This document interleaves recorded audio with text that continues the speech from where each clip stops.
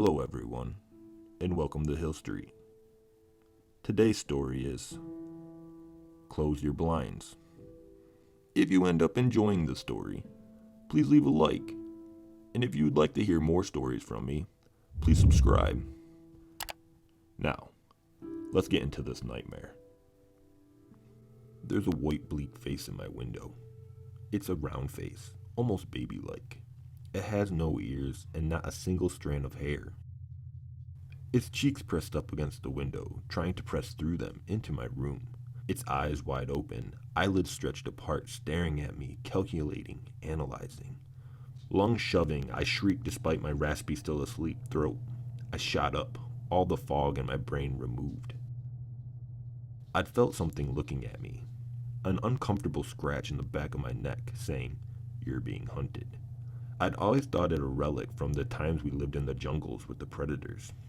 I turned around to look at my window, simply to assure myself that there's nothing there.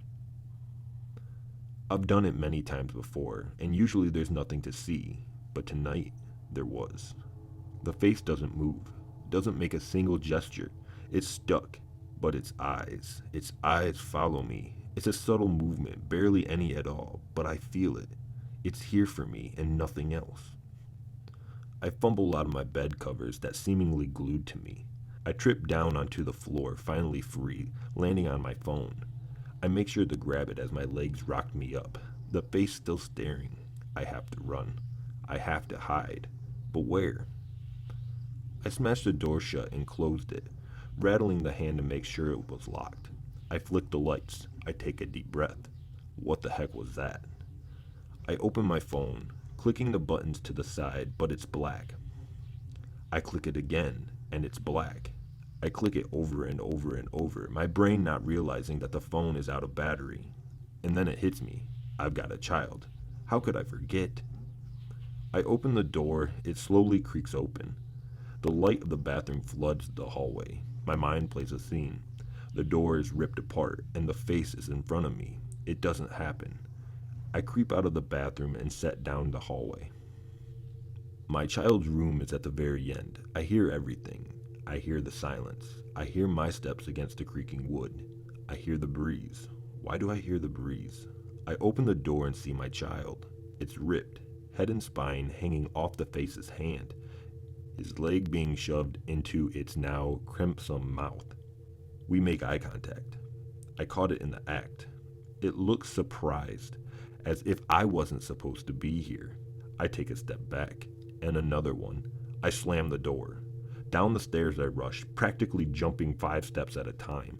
I hear a shriek, a forceful scream. It's distinctly not human. It only hurts my ears. No communication in it, no message, only force. I need a weapon, something to defend myself with. A knife, yes, that is something I can use.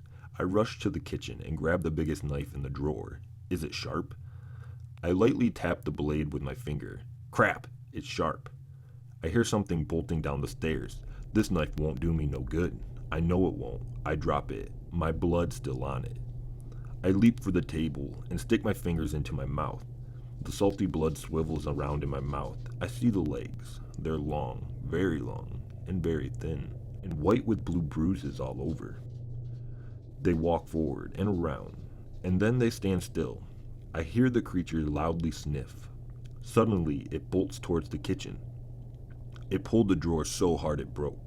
I could see its face as its long hands plucked out the knife, its eyes looking at it with that analyzing stare. It looks up and around. It knew I was here, somewhere. It exited the kitchen and looked into the living room, and then I heard its voice. Its voice was carefree, childlike, high-pitched and whispery. "Hello?" it said as it walked around. Hello? Hello? My breath grew ragged despite me controlling it. I tried making it as silent as possible, but it was loud. I could clearly hear it despite everything, but luckily the creature didn't seem to find out. It walked away towards the guest bedroom. I saw another pair of feet walk back into the kitchen. This one was silent. There was 2 of them. I briefly saw its mouth. It's colored red. Hello? Hello? Hello? I felt nervousness spike me. Should I just tell them that I'm here and let them have it? If I ran full force against the window, would I smash through them? So many questions went through my mind. Was this the end? I don't know. My life flashing through me. No. The windows were hard, reinforced even. I know I couldn't simply jump through them, and the door would take too long and be too loud. I needed a silent exit, one that I could crawl out of without much attention. The window on the second floor. When I spot an opening, I'm already on the stairs. Slowly walking on fours, I climb up the stairs, staying silent as possible. At the very last step, the wood creaks, a loud noise reverberating through the entire house. Hello? I hear the ground shake below me. I speed up. I have to get out, into my son's room. My son is in pieces, a dark pool of blood on the ground. One of his legs is gone. The other has a large bite taken out of the thigh. A few of his fingers are missing. His head is in an entirely different place. His cheeks are wet among the blood. He must have cried. But his eyes show no feeling anymore. They're lifeless, dead eyes. The sight is too much to take in.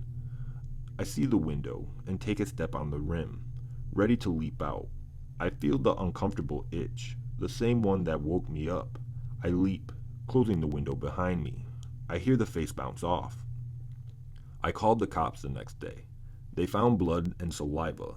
Something had almost licked the ground dry, and that was all they told me. Close your windows. Shut your blinds. Trust me on this. The end. That was Close Your Blinds. If you enjoyed this story, please leave a like. I hope you all have had a great day, and have a good night.